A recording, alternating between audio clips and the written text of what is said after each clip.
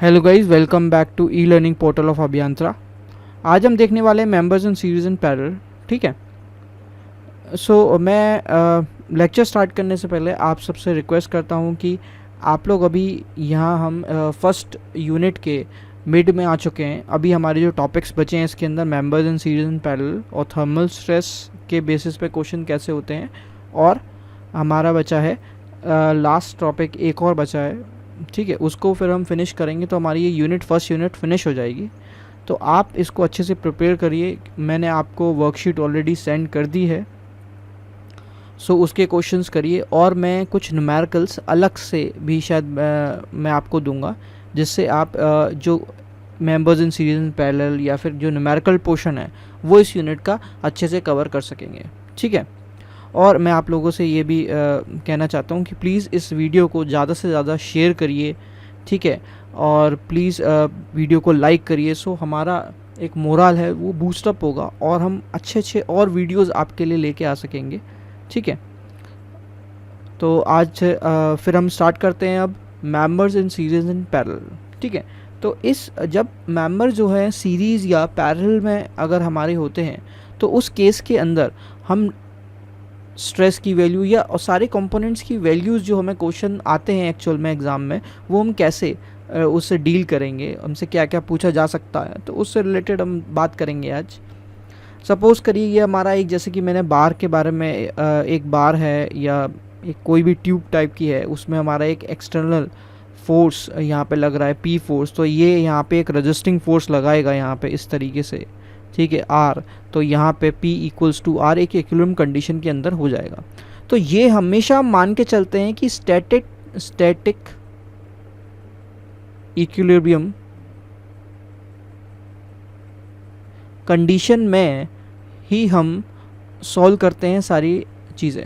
ठीक है। अगर हमारा स्टैटिक इक्विलिब्रियम कंडीशन है होगा, यानी ये जैसे P लोड लग रहा है तो इसका रेजिस्टिंग फोर्स एक जो R लग रहा है वो दोनों इक्वल होंगे, ये हम मान के चलते हैं। यानी सिग्मा F जो आपने मैकेनिक्स में पढ़ा है, sigma FX horizontal forces equals to 0, sigma FY equals to 0, ये मैं मैकेनिक्स में डिस्कस करूँगा इसके बारे में और आपने शायद पढ़ लिया होगा।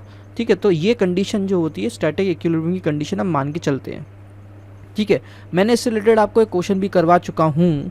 ठीक है। तो उसके बारे में ही हम डिटेल में डिस्कस करने वाले हैं। जैसे ये एक मेंबर है, ये सेकंड मेंबर है, ये थर्ड मेंबर है। ठीक है। तो अब इसकी जो है लेंथ अलग है आपकी। जैसे यहाँ पे मैंने मान लिया ये L1 है। ठीक है। ये आपकी L2 हो गई। ठीक है। ये आपकी L3 हो गई। इस तरीके से हमारे पास क्वेश्चन है और हमें इस मेंबर का एक E1 अलग से दे रखा होगा, ये A1 अलग से दे रखा होगा, इस मेंबर का E2 अलग से दे रखा होगा। हो सकता है वो कंपोजिट सेक्शंस हो, अभी उसके बारे में भी डिटेल में बात करूँगा। ठीक है। और E3 और इसका एरिया कुछ अलग से होगा। ठीक है। तो हर एक मेंबर, अगर मैं हर एक मेंबर की बात करूं, जैसे ये वन मेंबर हो गया तो ये कुछ यहाँ पे लोड लग रहा होगा। अगर हमने यहाँ P लोड लगाया तो डिस्ट्रीब्यूट जो लोड हुआ है सेम डिस्ट्रीब्यूट होता है। सीरीज़ के अंदर जो लोड डिस्ट्रीब्यूट होता है वो सेम लोड डिस्ट्रीब्यूट हो रहा होता है। ठीक है। जैसे यहाँ अगर P लग रहा है तो यहाँ इसका रेजिस्टेंस फोर्स F लग रहा होगा या R लग रहा होगा, तो वहाँ पे P इक्वल्स टू F होगा, F इक्वल्स टू P या P इक्वल्स टू F। इस केस में भी सेम काम हो रहा होगा। यहाँ अगर कोई P लग रहा है तो यहाँ पे भी उसका फोर्स लग रहा है सेकंड मेंबर के लिए, और सेम काम इस मेंबर के लिए भी हो रहा होगा। ठीक है। तीनों कंडीशन ये सेम कंडीशन फॉलो करेगी। तो मेंबर्स इन सीरीज़ में अगर मैं बात करूं क्या क्या कंडीशंस होती है, कि एक तो जो सारे मेंबर्स होते हैं वो एंड टू एंड कनेक्टेड होते हैं। ठीक है। सेकेंड चीज़, लोड जो है is same in all members if a single load is applied at the extreme and. मतलब अगर एक लोड अप्लाई हो रहा होगा एक्सट्रीम यानी एंड वाले एंड पर, ठीक है, सबसे आगे वाले एंड पे, तो जो लोड है वो डिस्ट्रीब्यूट हो जाएगा। वरना जो मैं अपनी आपको कंडीशन बताई थी उस तरीके से हम लोड कैलकुलेट करेंगे, वो मैं एक बार और आपको अच्छे से समझा दूंगा। तो हम जो फॉर्मूला यूज़ करते हैं चेंज इन लेंथ वाला, वो ये वाला यूज़ करते हैं, आप लोगों को ऑलरेडी पता ही है। ठीक है। तो चेंज इन लेंथ और कंपोनेंट और मेंबर्स इन सीरीज में क्या होता है, जब आप चेंज इन लेंथ टोटल निकाल रहे होते हो that is equals to summation of del L, यानी हर एक मेंबर में अलग से, जो जैसे 3 मेंबर हैं तो del L1 plus del L2 plus del L3, इस तरीके से। अगर n मेंबर्स हो जाएंगे तो वो n तक चला जाएगा। ठीक है। ऐसे ही मेंबर्स ये कंपोजिट सेक्शन की बात कर रहा था मैं, मेंबर्स इन पार्ट। अब जो कंपोजिट सेक्शन है वो सीरीज़ में भी हो सकते हैं, ठीक है। तो अलग अलग, जैसे मैंने बताया, अलग अलग सेक्शन का, इसका E1 अलग हो गया, इसका E2 अलग हो गया, तो कंपोजिट सेक्शन की बात चल रही है। हो सकता है उनका जो कंपोजिट सेक्शन ना हो, सारे के सारे सेम मटेरियल के हो, तो उसका जो यंग मॉडुलस है वो सबका सेम हो जाएगा, ठीक है। इसी पर अगर हम बात करें तो यहाँ पे अगर हम बात करते हैं, अब जैसे ये मैंने पैरेलल की बात करी, तो पैरेलल में कुछ इस तरीके से हो सकता है। इसको मैंने एक बार, ये वर्टिकली मेंबर है, मैंने इसको हॉरिजॉन्टली करके दिखा रहा हूँ आपको। क्या होगा यहाँ पे कि हमारी जो रिएक्शंस होती हैं, मतलब अगर मैं पैरेलल की बात करता हूँ वो भी, ठीक है, तो हमारे पास 3 चीज़ें हैं यहाँ पर। ये 3 लोड अप्लाई हो रहे हैं, इसको मैंने मान लिया फर्स्ट, इसको मान लिया सेकंड, और इसको मान लिया थर्ड। ये ट्यूब हो सकती है, बार हो सकते हैं, कुछ भी हो सकते हैं। अब इसके अंदर होता क्या है कि ये जो नीचे है ये तो फिक्स्ड है, आपको पता है। ये जो है, ये इसकी 2 कंडीशन होती है, या तो ये फिक्स्ड होता है या तो ये फिक्स्ड होगा। पहले मैं फिक्स के बारे में बता रहा हूँ। अगर ये फिक्स्ड है, अगर ये यहाँ पर फिक्स्ड है, तो कंडीशन क्या होगी आपकी, ये आपकी एल है, तीनों की एल सेम है, ठीक है। तो तीनों के अंदर अगर हम यहाँ पे लोड लगाते हैं एक, तो तीनों के अंदर जो लोड अप्लाई हो रहा है उसकी ये कंडीशन बनेगी कि P equals to P1 plus P2 plus P3। क्योंकि क्या होता है, पैरेलल कंडीशन आप जानते हो कि जो P अप्लाई हो रहा है, तो यहाँ पे जैसे करंट की हम बात करते हैं, आपने 12th में सीखा है या अभी भी सीख रहे हो, तो उसमें क्या होता है कि जो करंट डिस्ट्रीब्यूट होता है वो I1 I2 I3 पैरेलल के अंदर होता है, सीरीज़ के अंदर होता है, तो डायरेक्टली आपका सॉरी जो अगर पैरेलल के अंदर है तो यहाँ I1 हो गया, ये I2 हो गया, ये I3 हो गया, दोनों मिलके यहाँ क्या बनाएंगे, I1 plus I2 plus I3। उसी तरीके से यहाँ पे लोड का काम चल रहा है, ठीक है। तो ये इस तरीके से P1 plus P2 plus P3 बनाते हैं, ठीक है। ये एक कंडीशन हो गई इसकी, ठीक है। इसके बाद होता क्या है कि हमारे पास एक और कंडीशन होगी, क्योंकि जब ये आपका यहाँ पे डिफरेंस आएगा, मतलब किस में डिफरेंस आएगा, डिफॉर्मेशन में। दूसरी कंडीशन क्या है, डिफॉर्मेशन की। तो डिफॉर्मेशन में क्या होता है, यहाँ पे डिफॉर्मेशन में हमारे पास आएगा कि del L1 is equals to del L2 is equals to del L3, क्योंकि सारे के सारे जो चेंजेस होंगे लेंथ के अंदर वो इक्वल होंगे, क्योंकि ये फिक्स्ड है, बिकॉज दिस इज फिक्स्ड, ठीक है। इन तीनों का मेंबर हो सकता है, क्या कहते हैं, मतलब जो यंग मॉडुलस है वो डिफरेंट हो, डेट वो अलग बात हो गई, ठीक है। तो हम इसके बेसिस पे अपनी कंडीशन निकाल के क्वेश्चन के हिसाब से हम क्वेश्चन करेंगे, हमें ये सब चीज़ें पता है। मैं जब मेन क्वेश्चन पे आऊँगा तब आपको डिटेल में समझाऊंगा। अब यहाँ पे होता क्या है, मैं एक चीज़ बताने वाला था आपको कि अगर ये फिक्स ना हो, सेकंड कंडीशन हो जाएगी कि अगर ये कंडीशन फिक्स के लिए थी, अगर ये फिक्स ना हो, अब सपोज करिए फिक्स ना हो, हिंज्ड हो, यहाँ से आपका ये हिंज्ड हो, मीनिंग यहाँ पर आपने कुछ इस तरीके से अप्लाई कर दिया, यस। अब ये हिंज्ड है, मतलब ये आपका कुछ इस तरीके से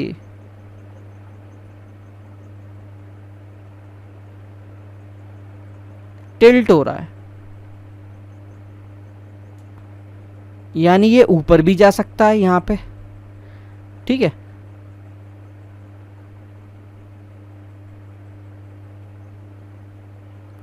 और ये नीचे भी आ सकता है।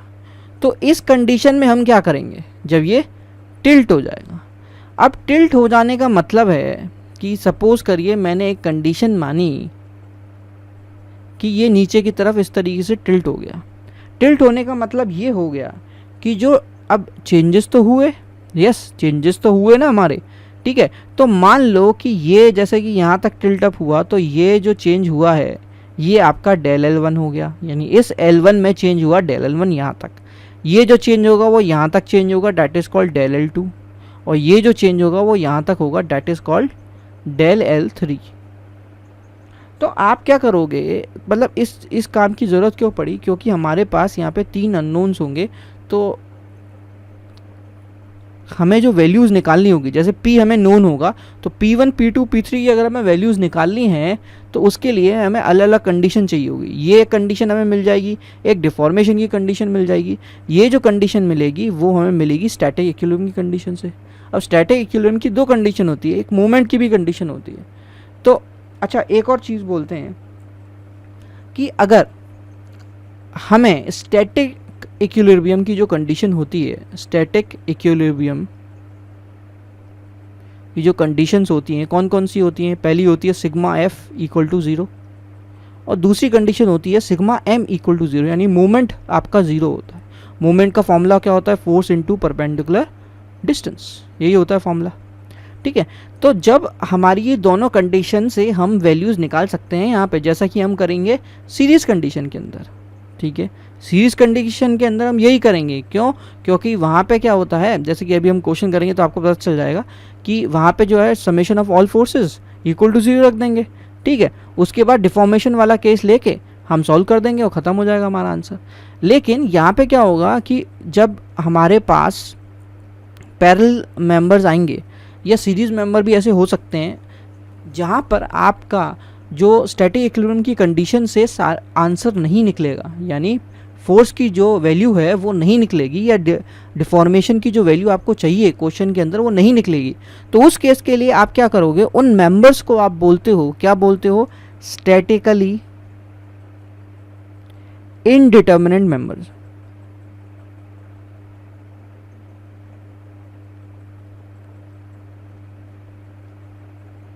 ठीक है, स्टैटिकली इनडिटर्मिनेट मेंबर्स ये बोलते हो। कब? जब स्टैटिक इक्विलिब्रियम की कंडीशन से आपका आंसर नहीं आ पाएगा तब तक। ठीक है, अब होता क्या है कि फिर हम उस क्वेश्चन को सॉल्व कैसे करते हैं? तो आपके पास क्वेश्चन में या तो कोई एक ऐसी कंडीशन गिवन होगी जिसके थ्रू आप उस क्वेश्चन को सॉल्व कर सकते हो, या फिर आपको यहाँ से ये जो आपको दे रखा है, ज़रा सा इसको हम इसका फ्री बॉडी डायग्राम बना के देखते हैं कि ये आपका फिक्स्ड वाला जो हिंज्ड हो गया, सपोज करिए ये हिंज्ड वाला पोर्शन है, और जो डेल एल आपका निकल के आएगा कुछ इस तरीके से निकल के आ रहा है। ये कंडीशन, ये कंडीशन और ये कंडीशन। ठीक है, अब ये जो कंडीशन होगी आपकी, this is del L one, this is del L two, this is del L three, तो ये जो कंडीशन है आपकी, ये सिमिलर ट्राइंगल की कंडीशन है। तो सिमिलर ट्राइंगल के थ्रू आप क्या कर सकते हो? आप क्वेश्चन को सॉल्व कर सकते हो। ठीक है, तो ये मैंने आपको दो कंडीशन बताई हैं अभी कि अगर स्टैटिकली इंडिटर्मिनेंट कब होता है, जब आपका स्टैटिक इक्विलिब्रियम की कंडीशन फुलफिल नहीं होगी, यानी फुलफिल तो हो रही है लेकिन उससे आपका आंसर नहीं निकल पा रहा है, आपकी सारी वैल्यूज़ नहीं निकल पा रही है लोड्स की।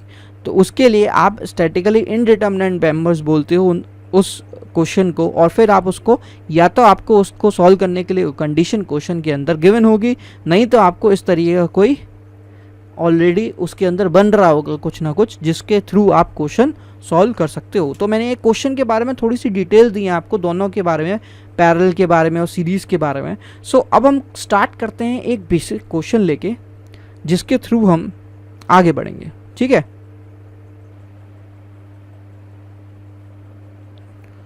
सो गाइज हमारे पास अब एक क्वेश्चन आ चुका है। ऐसा क्वेश्चन आप ऑलरेडी कर चुके हो, मैं एक बार और समझा दे रहा हूँ आपको जिससे आप अच्छे से समझ सको। ठीक है, तो यहाँ पे क्या हो रहा है, हमारे पास अलग अलग लोड्स लगे हुए हैं और ये जो एंड आपके जो मेंबर्स हैं कनेक्टेड हैं एंड टू एंड, मतलब ये कौन सा मेथड हो गया? Series method. ठीक है, और इसमें आपको एक चीज़ दे रखी है कि ये जो मेंबर है ये स्टील के मेंबर्स हैं। ठीक है, और आपको ई की वैल्यू दे रखी है यानी 200 गीगा पास्कल, एरिया दे रखा है 25 mm स्क्वायर, और आपको डेल एल की वैल्यू फाइंड आउट करनी है। तो आइए हम इसका सॉल्यूशन स्टार्ट करें। तो सॉल्यूशन हम कैसे करेंगे? सबसे पहले हम बनाएंगे एक फ्री बॉडी डायग्राम जिसमें हमें बताएगा कि वो रिएक्शंस कैसे लग रही हैं और फोर्स हम एक्चुअल में कैसे कैलकुलेट करेंगे। तो मैंने आपको तरीका बताया था कि आप सेक्शन कैसे कट करके उसमें सॉल्व कर सकते हो। तो वो जो मेथड होता था वो कौन सा मेथड था कि एक तरीके से आप यहाँ क्या कर रहे हो, समेशन ऑफ एफ लगाओगे। ठीक है, एक तरीके से यही करोगे। तो ज़रा देखते हैं हम कैसे कर सकते हैं। तो मैं क्या कहते एम एन वाले साइड से चलता हूँ। तो एम एन वाले साइड से चलने का मतलब, या फिर मैं के एल वाली साइड से चलता हूँ, तो के एल वाली साइड में अगर मैं देख रहा हूँ तो ये मेरा के एल सेक्शन है। ठीक है, मेरी ड्राइंग थोड़ी ख़राब है तो देख लीजिएगा आप लोग। तो ये यहाँ पर 100 लग रहा है, डैट इज़ कॉल्ड टेंसाइल। अब इसके अपोजिट लगेगा, यानी इधर टेंसाइल लग रहा है तो ये इधर इस तरीके से इस डायरेक्शन में लगेगा। ये अगर 100 है तो ये भी अगर 100 होगा। इतना क्लियर है।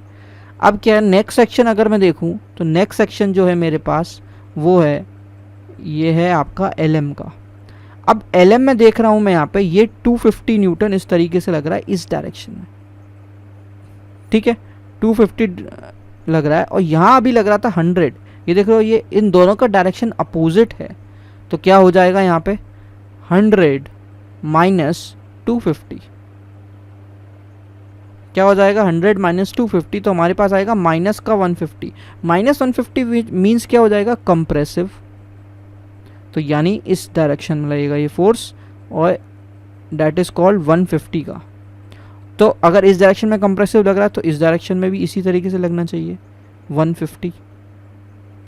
ठीक है, अब हम देखते हैं आगे। ये हमारा लास्ट वाला सेक्शन है एम एन। मैं इसको यहाँ से भी कैलकुलेट कर सकता हूँ, लेकिन यहाँ से एक बार देखता हूँ। अब देखिए यहाँ पे कितना लग रहा है, 150। ठीक है, कितना लग रहा है, 150। तो आप क्या करोगे,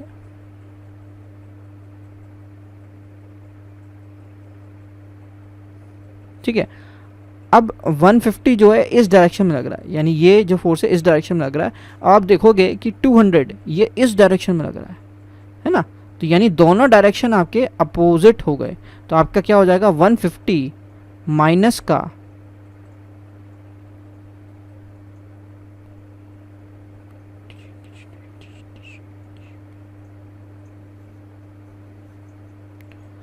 अब आपको क्या चल रहा है एम एन वाले सेक्शन पे। तो एम एन वाला जो सेक्शन है, अब आप एंड में पहुंच गए हो तो एंड से आप कैलकुलेट करो, वो ज़्यादा इजी रहेगा एम एन। तो आप देख रहे हो यहाँ 50 लगेगा। ठीक है, 50 लग रहा है यहाँ पे, तो यहाँ भी 50 लगना चाहिए। अब एक बार आप कैलकुलेट करके देख लो कि यहाँ पे 200 लग रहा है, तो 200 में से आप क्या करोगे, माइनस कर दोगे 150, क्योंकि 150 इस साइड में लग रहा था, दोनों के अपोजिट हैं। तो माइनस का 150, तो ये आपका आंसर आ जाएगा 50। जब भी आप एंड पे पहुँच, मतलब आप लास्ट वाले सेक्शन में पहुँचो तो आप उधर से पहुँच जाया करो, जिससे आपको ईजी पड़ जाएगा सॉल्व करना। ठीक है, तो ये इस डायरेक्शन में लग जाएगा 50। ठीक है, समझ में आ गया। तो ये इस तरीके से, इसको कोई भी किसी को भी समझ में ना आए तो एक बार और आप मुझसे पूछ सकते हैं। ठीक है, मुझे आप कमेंट करके या मुझे मैसेज करके। ठीक है, तो ये कॉन्सेप्ट था। अब हम इसको सॉल्व करते हैं। तो हमें क्या निकालना है, डेल एल। तो डेल एल की वैल्यू का फॉर्मूला क्या होता है कि P1L1 अपॉन ए ई, क्योंकि ए ई सबका सेम है, प्लस P2L2 अपॉन ए ई प्लस P3L3 अपॉन ए ई। अब यहाँ पे ए और ई दोनों अलग अलग भी हो सकते हैं, तो कोई टेंशन मत लीजिएगा। ठीक है, तो del L equals to P1। P1 हमारा क्या है, 100। ये न्यूटन में, तो मैंने न्यूटन में ही रहने दिया। L1 हमारी लेंथ थी। हमारी लेंथ कितनी है, लेंथ शायद मैंने आपको नहीं बताई है इनकी, तो लेंथ मैं एक बार बता देता हूँ आपको। लेंथ जो है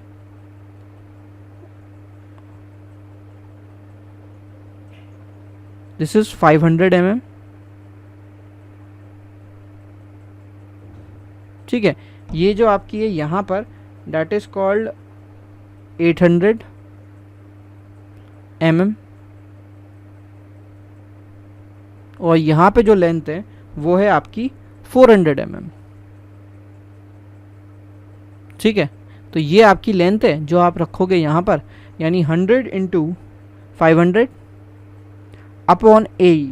तो ए की वैल्यू अगर मैं रखना चाहूँ 25, तो आपका ए आ गया एरिया, इंटू ई। ई हमें दे रखा है गीगा पास्कल में, यानी 200 इंटू 10⁻³ हो जाएगा। ठीक है, प्लस P2 हमारा हो गया 150 इंटू 800। अब देखिए P2 हमारा जो लग रहा है डेल L2, जो कि आपका है कंप्रेसिव, तो यहाँ लग जाएगा माइनस, अपॉन यहाँ पर आ जाएगा नीचे 25 इंटू 200 इंटू 10⁻³ प्लस ये होगा 50 इंटू 400 अपॉन 25 इंटू 200 इंटू 10 की पावर 3। तो ये आपने इतना सॉल्व कर लिया। अब इसको आपको कैलकुलेटर में रखना है और सीधे सीधे सॉल्व करना है। तो इसका जो आंसर आएगा वो माइनस में आएगा, डैट इज 0.01 mm, जो आपकी डेल एल की वैल्यू आएगी। अब नेगेटिव क्या शो कर रहा है? कॉन्ट्रैक्शन। नेगेटिव आपका शो कर रहा है कॉन्ट्रैक्शन। इसको आप कुछ इस तरीके से भी लिख सकते हो, माइनस का 0.01 इंटू 10 की पावर -3 मीटर, ठीक है। और नेगेटिव साइन क्या शो करता है? Negative sign stands for contradiction, contradiction, ठीक है। आप इसको इस तरीके से भी लिख सकते हो कि del L total equals to 0.01 mm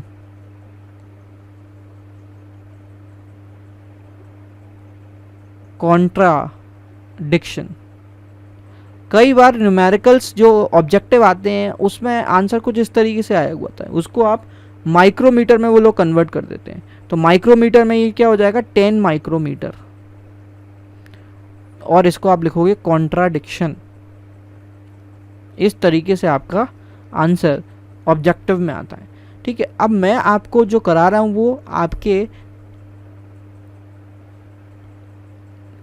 conventional के लिए भी प्रैक्टिस करा रहा हूँ। तो कन्वेंशनल में न्यूमेरिकल्स आते हैं तो आपको एग्जैक्ट आंसर लिख के आना पड़ेगा, मतलब आप यहाँ तक भी छोड़ोगे तो सही है, ठीक है। तो इस तरीके से आपको क्वेश्चन को अटेम्प्ट करना है, ठीक है। अब हम देखते हैं नेक्स्ट क्वेश्चन, तो उससे हमें और क्लियर होगा। ये तो मैंने सीरीज़ की बात कर ली, आपने इसका एक क्वेश्चन पहले भी कर चुके हो। अब मैं पैरेलल की बात करता हूँ कि पैरेलल के क्वेश्चन पे आप क्या करोगे।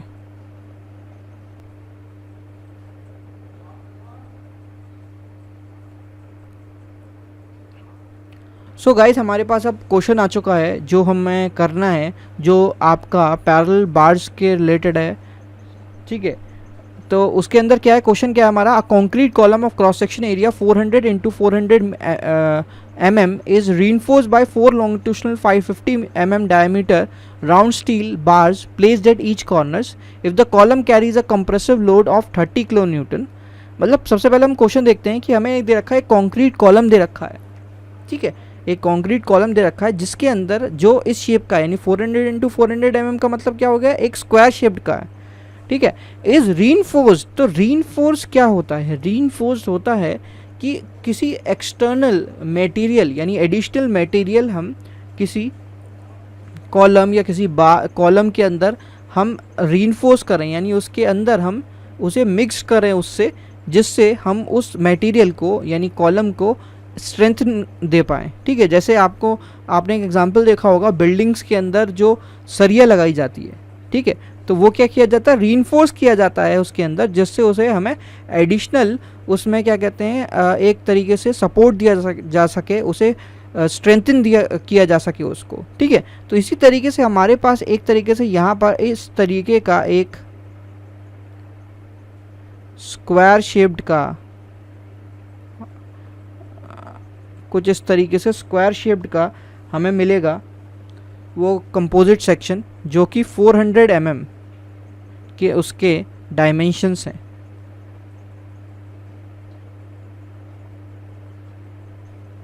इस तरीके से अब जो हमने रीइंफोर्स किया है, यानी हमने 4 लॉन्गिट्यूशनल डायामीटर जिनका 50 mm है, लॉन्गिट्यूशनल यानी कुछ इस तरीके से।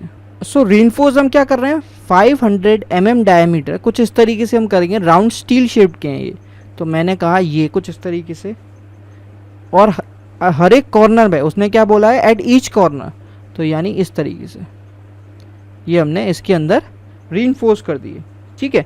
अब इनका जो डायमीटर दे रखा है हमें हर एक का, that is equals to 50 mm, 50 mm, ठीक है। अब if the column carries a compressive load of 300 kN, मतलब जो आपका कॉलम है एक कंप्रेसिव लोड 300 kN का कैरी कर रहा है, तो हमें निकालना है, डिटरमाइन करना है लोड कैरीड और the compressive stress produce in the concrete and steel bars. तो ये हमें कुछ फाइंड आउट करना है। तो हम देखते हैं इस क्वेश्चन को, ये कुछ इस तरीके से, ये जो कॉलम है ये कुछ दूसरे मटेरियल का है, ठीक है, और स्टील बार इसके अंदर हमने रीइंफोर्स किए हैं, ठीक है। तो अब हम क्वेश्चन को स्टार्ट करते हैं सॉल्यूशन। एक चीज़ हमें और दे रखी है कि ये जो यंग मॉडुलस दे रखा है इलास्टिसिटी ऑफ स्टील का, वो 15 टाइम्स दैट ऑफ कंक्रीट दे रखा है। अब इस क्वेश्चन को हम कैसे करेंगे, ये हम देखते हैं कि क्वेश्चन को हम कैसे ट्राई करते हैं। तो सबसे पहले हम देखते हैं कि हमारे पास जो एरिया है, टोटल एरिया ऑफ कॉलम, वो हम देख लेते हैं।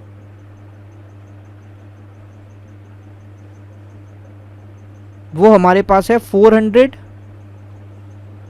Into 400, that is equals to 16, ये कितना हो गया आपका 1,16,000, मतलब 16,000,000 mm स्क्वायर, यही होगा क्योंकि mm है, ठीक है। अब जो हमारा एरिया है, टोटल एरिया, मतलब एरिया जो हमारा निकलेगा, ये तो टोटल एरिया निकल के आ गया। तो जो टोटल एरिया है वो कौन कौन सा एरिया होगा, एक तो area of concrete plus area of steel, यही होगा। तो अगर मैं यहाँ से एरिया ऑफ कॉलम निकालना चाहूँ तो निकाल सकता हूँ, क्योंकि एरिया ऑफ स्टील हमारा कैसे निकल सकता है, π/4 इंटू डी स्क्वायर। तो π/4 into D square, D value हमें पता है, डैट इज कॉल्ड 50 mm, जो हमें डायमीटर दे रखा है। तो 50 इंटू 50,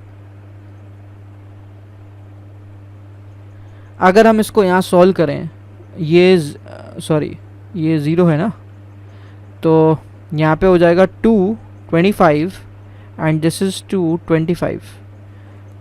तो 25 इंटू 25 इंटू पाई, तो अगर मैं इसको करके देखता हूँ तो एक सेकेंड कैलकुलेट कर लेता हूँ मैं इसको। 25 इंटू 25 इंटू 3.14,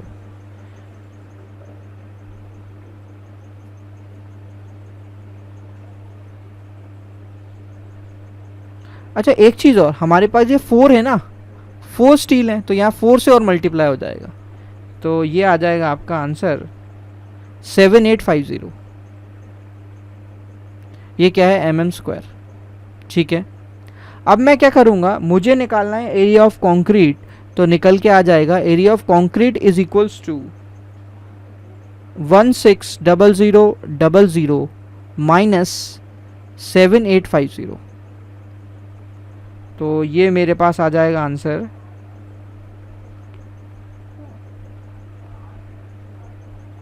152,150 mm स्क्वायर, ठीक है ना। मैंने एरिया सब निकाल लिया। अब मैं देखता हूँ लोड। तो हमने कंडीशन देखी थी, क्या कंडीशन देखी थी कि P equals to P1 plus P2, यानी मैं यहाँ पर P1 और P2 की जगह लिख सकता हूँ PS यानी स्टील प्लस PC यानी कंक्रीट। P मुझे पता है, ये मुझे गिवन है, P इज गिवन। क्या P गिवन है हमारे पास, लोड कितना गिवन है 300 किलो न्यूटन, ये रहा। तो 300 किलो न्यूटन मैं यहाँ लिख लूँगा। अब किलो न्यूटन में न्यूटन में चेंज कर देता हूँ, इंटू 10 की पावर 3। तो यहाँ पे मेरे पास आ जाएगा 300 इंटू 10 की पावर 3 इक्वल्स टू, PS को मैं लिख लेता हूँ sigma S into AS plus sigma C into AC, क्योंकि sigma equals to P upon A होता है। तो उस तरीके से मैं P की वैल्यू यहाँ पे लिख सकता हूँ, ठीक है। तो ये मेरी हो गई इक्वेशन नंबर 1। अब दूसरी कंडीशन जिससे मैं सॉल्व करता हूँ, तो दूसरी कंडीशन जो हमारे पास है वो क्या है, डिफॉर्मेशन वाली, डिफॉर्मेशन। अब यहाँ तो क्या हो रहा है कि सारी चीज़ें फिक्स्ड है, कुछ हिंज तो है नहीं, कि आपका डिफॉर्मेशन जो वाला मेंबर है वो टिल्ट हो रहा हो, तो यहाँ पे क्या हो जाएगा, डिफॉर्मेशन जो हमारा हर एक जो भी जिस भी मेंबर में डिफॉर्मेशन हो रहा है, यानी अगर आपका स्टील में डिफॉर्मेशन होगा तो आपका उतना ही डिफॉर्मेशन आपके कंक्रीट में भी होने वाला है। तो ये दोनों चीज़ें इक्वल हम रख देते हैं। यानी डेल एल का फॉर्मूला क्या होता है, पी एल अपॉन ए। तो मैं कह सकता हूँ पी एल अपॉन ए ई, ये कह सकता हूँ इक्वल्स टू, ये कह सॉरी यहाँ पे आ जाएगा एस, तो P S L S upon A S into E S. तो इसको मैं कह सकता हूँ, क्या कह सकता हूँ, सिग्मा, इसको मैं सिग्मा सी कह सकता हूँ, पी अपॉन ए को, राइट। तो सिग्मा सी इंटू आपका ई सी। अब एक कंडीशन क्या है यहाँ पर कि जो लेंथ है, किसकी लेंथ है, length of concrete and length of steel, जो बार्स हमने लगाए वो सेम है, लेंथ तो सेम है ना आपका, ठीक है। तो length of steel is equals to length of concrete, ये हमें एक तरीके से गिवन है। तो हम यहाँ से ये कट कर सकता हूँ क्योंकि ये दोनों सेम है। तो ये आ गया सिग्मा सी अपॉन ई सी और ये आ जाएगा sigma S upon E S. अब हमने बात करी थी कि अगर हमारे पास कोई कंडीशन, मतलब हमने ये दोनों कंडीशन लगा के देख ली, स्टैटिक इक्विलिब्रियम की कंडीशन हमने ये लगाई, मूवमेंट से हमें यहाँ कुछ मिलेगा नहीं, डिफॉर्मेशन की कंडीशन हमने लगा दी, लेकिन फिर भी हमारा ये क्वेश्चन सॉल्व नहीं हो रहा है। तो ये कौन सी कंडीशन निकल के आ गई, that is called statically indeterminate member, ठीक है। अब उस कंडीशन में दो कंडीशन होती हैं कि अगर जैसे हिंज्ड वाली कंडीशन में क्या था कि हमारे पास को रिलेशन निकालना था, लेकिन अब हमारे पास हिंज वाली कंडीशन तो है नहीं, तो हमें एक क्वेश्चन में एक पॉइंट और दे रखा है, क्या दे रखा है, the compressive stress produce in the concrete and steel bars, नहीं सॉरी नीचे वाला देखते हैं, take Young modulus of elasticity of steel is 15 times of that of concrete. यानी हमें कंडीशन एक गिवन है, यहाँ पर बहुत इंपॉर्टेंट कंडीशन गिवन है जिसका नाम है कि E S equals to 15 of E C, ये हमें गिवन है। अब इस कंडीशन के थ्रू हम इसको सॉल्व करेंगे। कैसे सॉल्व करेंगे, तो अब इस वैल्यू को मैं कहाँ पुट कर सकता हूँ, यहाँ पर। तो अगर मैं पुट करता हूँ तो सिग्मा सी अपॉन ई सी तो एज इट इज रहा, यहाँ पे sigma S upon E S की जगह मैंने लिख दिया 15 ई सी।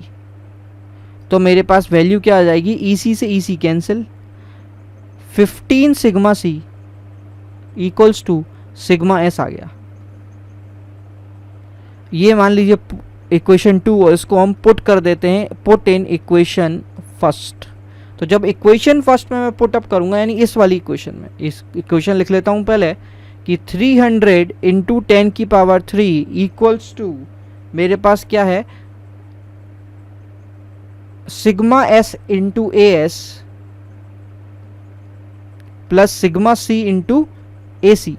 तो वैल्यूज में पुटअप कर देता हूँ, 300 इंटू 10 की पावर 3, सिग्मा एस की वैल्यू आ गई 15 सिग्मा सी।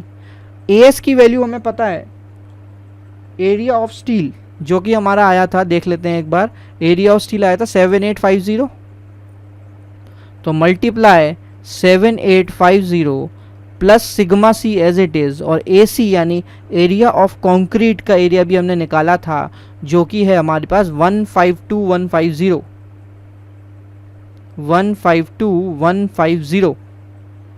अब ये सारी वैल्यूज़ हमारे पास निकल के आ गई है। अब इक्वल्स टू हम सिग्मा सी कॉमन ले सकते हैं, इसको मल्टीप्लाई करेंगे, किसको, 7850 को मल्टीप्लाई करते हैं 15 से, तो हमें मिल जाएगा 117750 प्लस हमारा 152,150,